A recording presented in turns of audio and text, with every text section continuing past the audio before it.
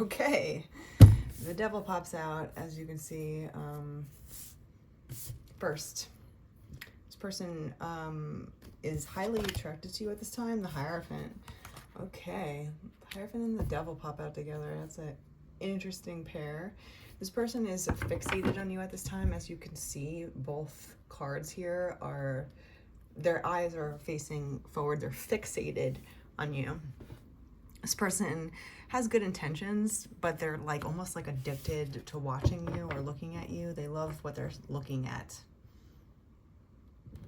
They love what they're looking at, and they are around a lot of people. The Hierophant is around a lot of people a lot. They don't get distracted easily. Okay, they don't get distracted easily with people.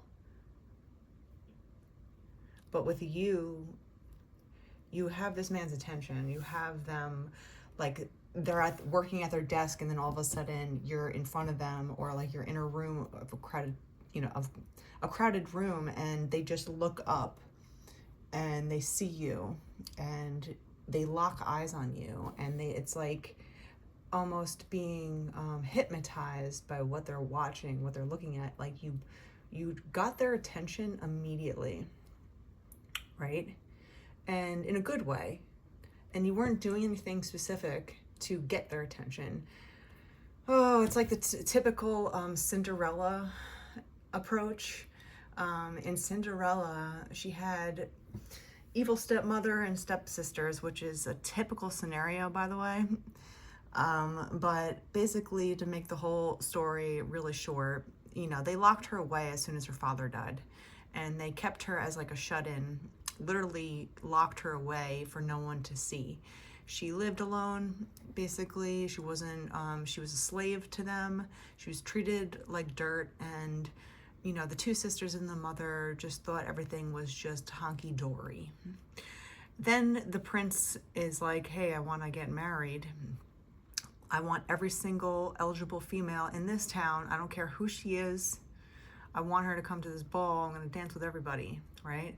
They lock Cinderella away. She's not even able to go initially, and the two sisters and the stepmother go to the ball.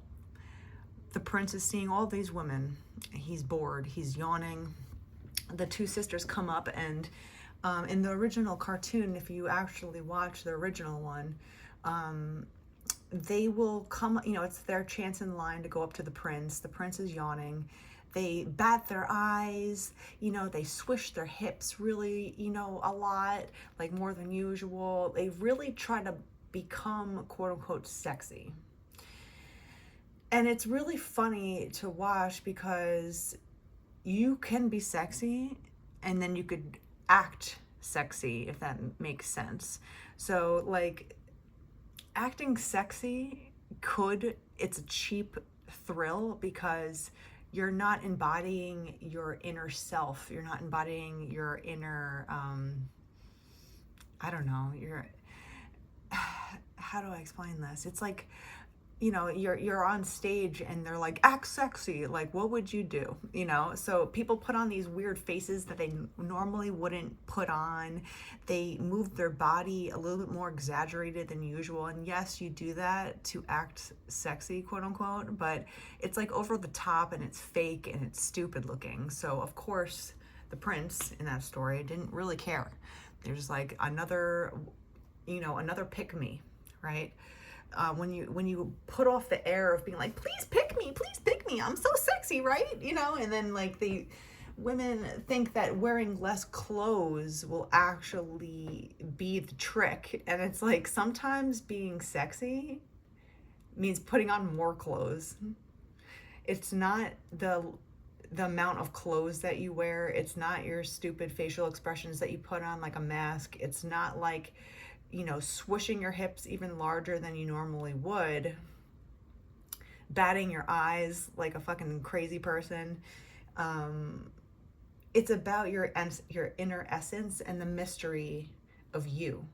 It's all about mystery. It's not about showing everything. Because if you look at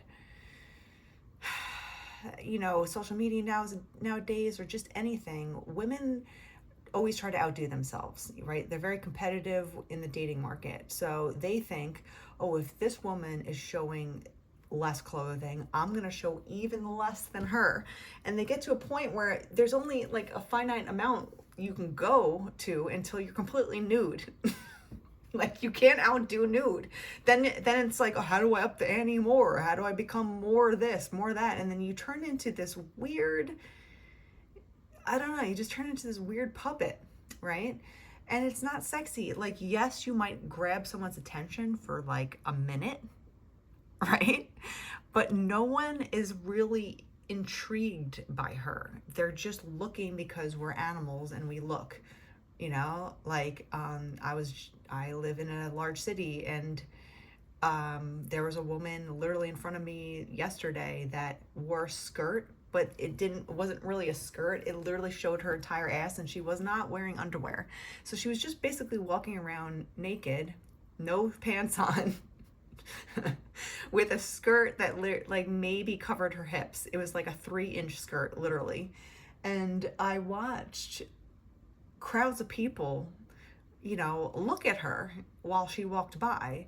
And it wasn't because they were trying to get a glimpse at something that they wanted to see. It was more like, what is this circus animal doing? It's just like another day in the office in a big city, right? Like these crazy people. So it's just like, yes, you can garner attention, but is it really the attention that you want?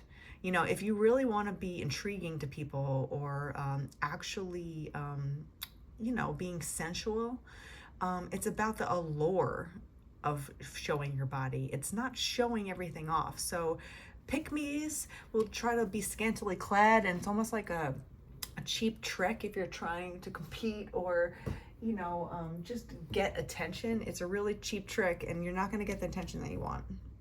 Anyway, that was a side tangent, a very long one, about attention seeking, I guess. So anyway, with the ending of Cinderella is that Cinderella finally breaks out of her, the dungeon that she was chained in. She gets help by all these magical people that, give her a dress and all this stuff. And she finally makes it to the ball late. She walks in and there's so many people around, right? But all of a sudden the prince looks up and he's just like fixated on her from the beginning. Judgment. They immediately know that they want to dance with her. He gets up off his throne, he comes up to her and he asks her to dance. They dance for the rest of the night. End of scene. And then the story goes as it is. He falls in love, they fall in love, and that's it. Eventually he finds her. Even if she becomes lost again, he finds her because he wants her. He wants specifically her. You see how this man is looking? They're both fixated. There's a judgment, and a big horn of being like, yeah, hello.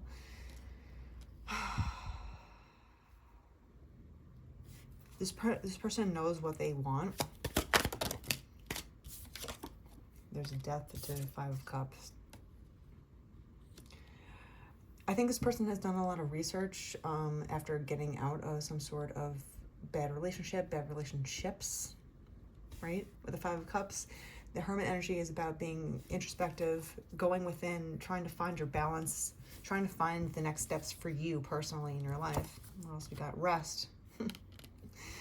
So I think this person took a rest, or is taking a rest, before they jump back in, to dating.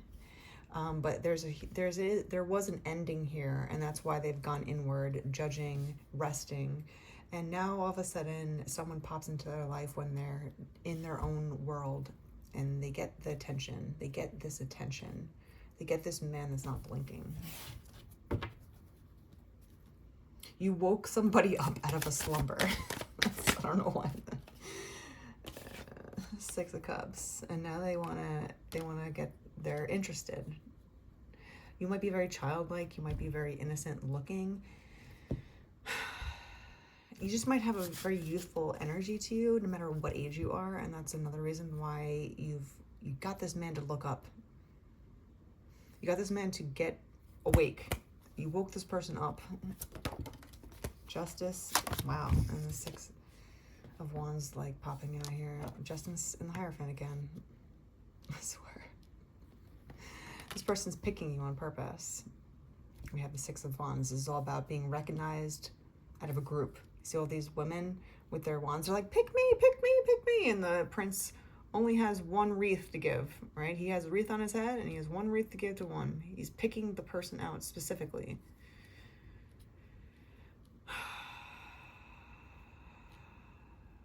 There is justice, judgment, and the Hierophant here.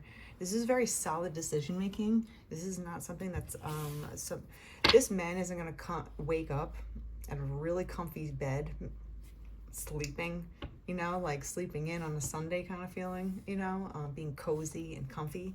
This person got woken up by your energy, and now they're coming out of the Hermit. You know, his lantern is bright. He knows where he wants to go, and somehow you got him to wake up.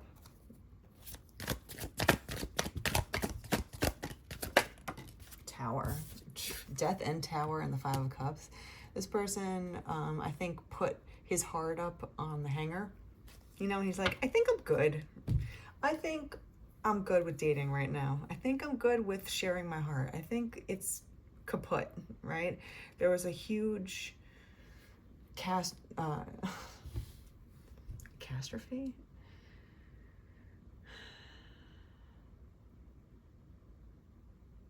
Everything crumbled around him when it came to love. There was a transition that he had to move, but it wasn't just a transition, it was abrupt and it was painful.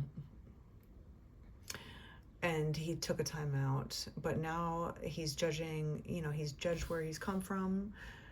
He has his attention fixated on somebody right now, and this is someone that didn't even want to give attention to anybody. That's why this person is looking up. He didn't realize that he was going to see Cinderella.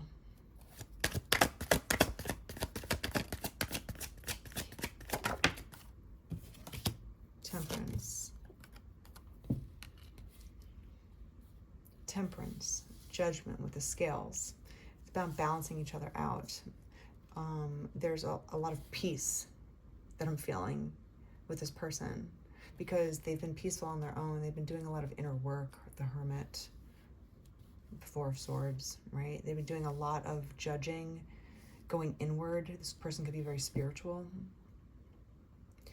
Now, spirituality, it's funny because we have the Devil and the Hierophant, and you would think like, okay, well, obviously this is like complete opposite energies. And they are. But that represents the duality of life. Life is light and dark. We wouldn't recognize light without darkness, right? And vice versa. If we just had all good, we wouldn't really know what good meant because it would be all the same thing. This person is realizing that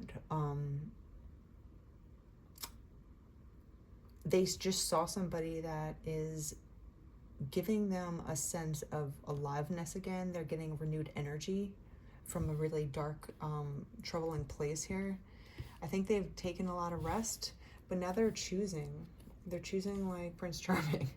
I don't know why this is a Cinderella read, but it is. You've got someone's attention wholeheartedly. And this man is someone that you wouldn't expect to be looking at you like this so deliberately. But you can know that this person is coming from a very good decision making, you know, mindset. This person has done a lot of inner work. They could be like monk-like, right? And again, like going inward and being like a monk doesn't mean that you don't do your shadow work, right? Shadow work, going through all the pains in your life and actually going through them instead of denying them and instead of pretending like they don't exist, you know, trying to wash them away with alcohol or just complete denial of what has happened. You have to go through the shadow. You have to go through it to get through it, unfortunately. And that means you have to feel some shitty feelings sometimes, but that's the only way to get this devil out of here. Get them the fuck out, right? You have to be able to go inward. And again, this hermit, this monk has gone through the good, the bad, the ugly of everything that has happened, right? Say goodbye. Death card can mean renewal as well, Scorpionic energy. The Tower card is also very Scorpio energy of sometimes it takes destruction. Sometimes you're forced into a scenario before you make it on your own because you might be dilly-dallying, you might be denying the inevitable. And sometimes when God or spirit or whatever you want to call it sends you messages, it comes soft at first. And if you don't listen to your intuition, you don't listen to the signs, the synchronicities, the things that are happening to you, if you keep denying it, the message becomes louder and louder and louder. And if still you're stubborn enough not to change, the Tower comes and just blows it down. Why is that 3 little pigs? Blow their house down or whatever? I don't know. So it's just, if you don't make a change that is part of your destiny, part of your karma, it will happen to you eventually if you don't take the reins and put an end to it, right? If you're not on your horse being like, I'm walking through the shadows of the valley of death, right? And I'm going towards the future. There's a sun rising. Through the dark night, the sun rises again, right? So this person has gone through a very dark night energy, lots of heartbreak, loss, sadness. But you have this person's attention and it's coming out of left field because they weren't looking. And that's actually a very beautiful energy. So whoever the person is that's on your mind at this time, you have their undeniable attention. You got them out of their slumber. It's kind of like a wake-up call to them.